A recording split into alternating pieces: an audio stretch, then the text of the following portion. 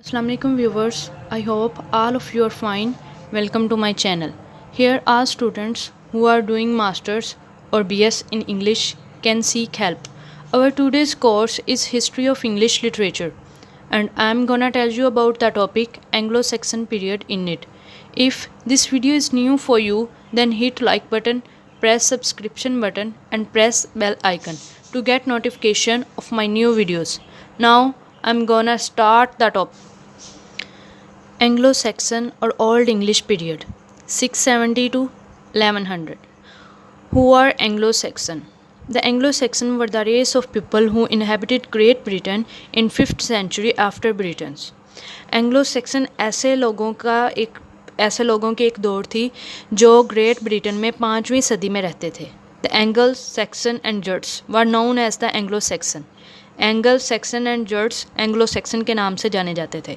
The Angles and Saxons tribes were the largest of three attacking tribes and so we often known them as Anglo-Saxon. Angles and Saxon कबीले तीन बड़े हमला करने वाले कबीलों में से सबसे बड़े कबीले थे. And so we often known them as Anglo Saxon, तो इसीलिए हम इन्हें एंग्लो सेक्सन के नाम से जानते हैं. दे शेयर्ड द सेम लैंग्वेज, इन्होंने इसी ज़बान का इश्तराक किया. दे वर वेरर्स एंड फॉर्मर्स, ये जंगजू और काश्तकार थे.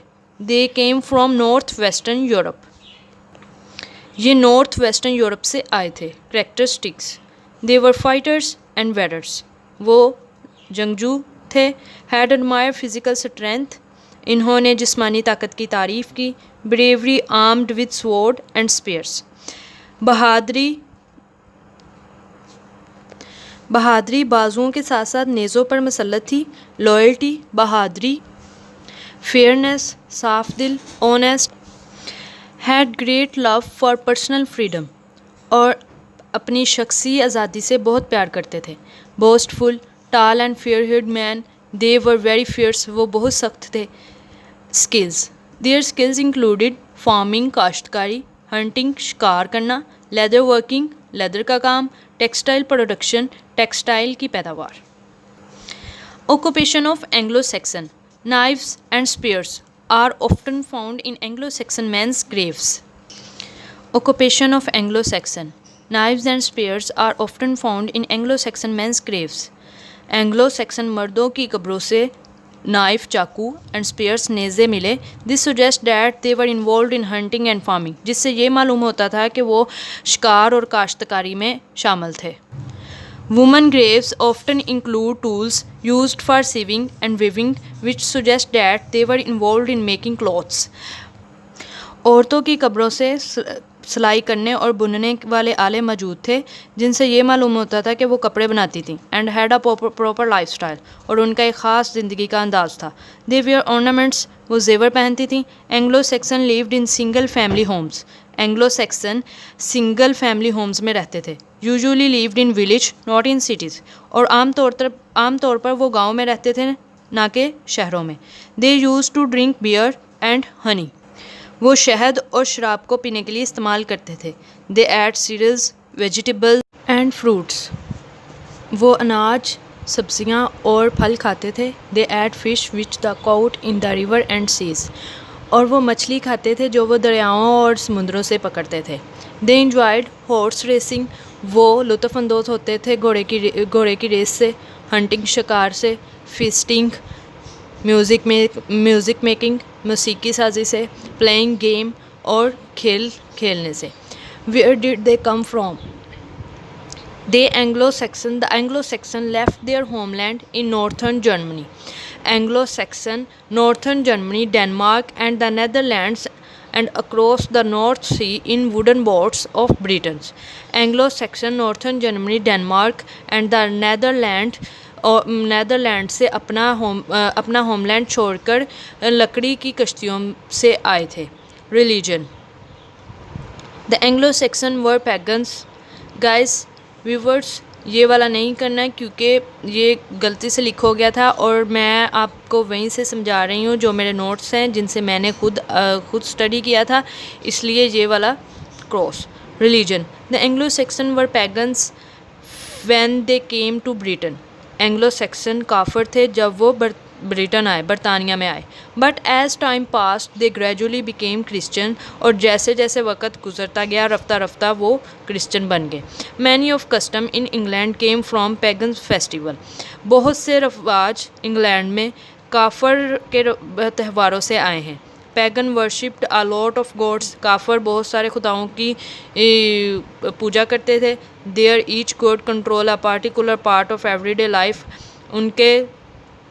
उनका हर गॉड एवरीडे लाइफ का किसी न किसी ख़ास हिस्से को यानी कि अपने कंट्रोल में किए हुए था। Such as the family, crop, love, wisdom, war, day and night and so on.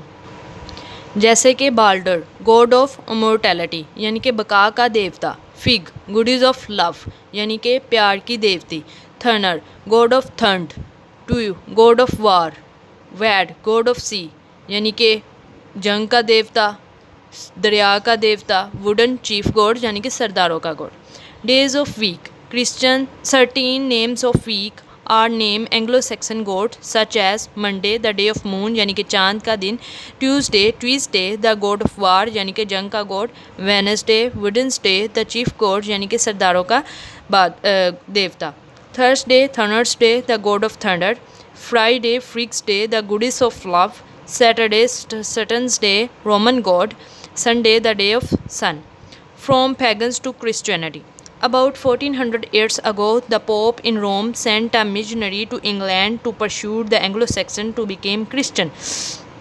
1400 साल पहले की बात है। पोप ने एक मशीनरी इंग्लैंड में सेंड की रोम के ज़रिए, ताकि एंग्लो सेक्सन को क्रिश्चियन में तब्दील किया जा सके, यानी कि एंग्लो सेक्सन को क्रिश्चियनिटी में तब्दील किया जा सके। The leader of church was pope, उस वक़्त चर्च का लीडर पोप था, हु लिव्ड इन रोम, जो रोम में रहता था। The pope sent a monk called Augustine to England, pope ने अपना एक मॉन्क इंग्लैंड भेजा, अगस्टाइन, जिसे अगस्टाइन कहते थे। The king as well as public adopted Christianity, king के साथ साथ लोगों ने भी क्रिश्चियनिटी को अपना लिया। और माय व्यूवर्स, मैं आपको यहाँ पे एक इम्पोर्टेंट बात बता दूँ कि मेरे यानी कि चैनल का असल मकसद यही है कि जो मैं नोट्स आपको यानी कि ये सामने पड़े हुए हैं, ये आपको इसमें से कोई भी चेंजिंग करने की ज़रूरत नहीं है। जिस तरह मैं समझा रही हूँ वैसे ही आपको समझना है और इसी तरह इसे याद करके पेपर्स में लिखना है। और मैंने भी इन्हीं नोट्स के ज़रिए अपने यानी कि अपना BS ऑनर कंप्लीट किया है। Okay, a church was built in Canterbury Tales, Canterbury कहानियों में एक चर्च तामीर किया गया। The Christianity then spread to other parts of the Britain, और फिर बाद में क्रिश्चियनिटी ब्रिटेन के दूसरे हिस्सों में भी फैलती गई। Who invaded England next in the 9th century, 400 years after the Anglo-Saxon invaded England. 9वीं सदी में 400 साल बाद एंग्लो सेक्सन ने इंग्लैंड फतह कर लिया। The country came under attack from the Viking raiders from Norway and northern Denmark. Country Viking raiders के यानी कि अंडर था, नॉर्वे और northern Denmark. Like the Anglo Saxons they made their homes there, Anglo Saxon की तरह इन्होंने अपने यहाँ घर बनाए। They drove Saxon out of part of the country, country के हिस्सों से बाहर एंग्लो सेक्सन को ड्रोव किया। And took it for themselves, और अपने लिए बनाया। Part of England were now ruled by Viking whilst others were ruled by sections.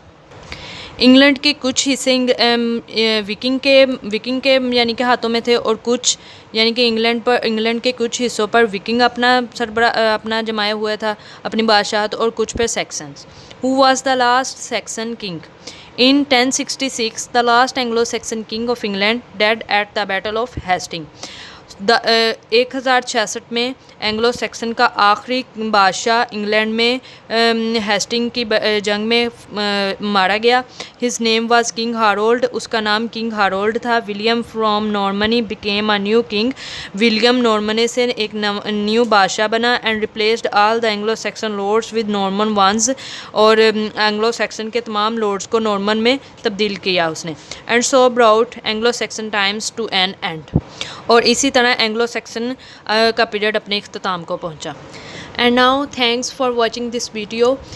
Viewers, if this video is new for you, then hit like button and press subscription button and press bell icon to get notification of my new videos. Now, Allah Hafiz.